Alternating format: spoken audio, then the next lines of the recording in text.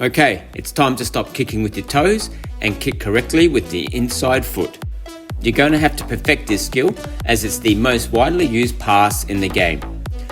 Begin behind the ball. With your non-kicking foot, step to the side of the ball with your hips and toes pointing in the direction you wish to pass. With the kicking foot, open up the hips, turn the foot side on and lock the ankle, strong as a hammer, and push through the ball. Now you can practice with a partner or even by yourself up against a wall. This needs lots of repetition.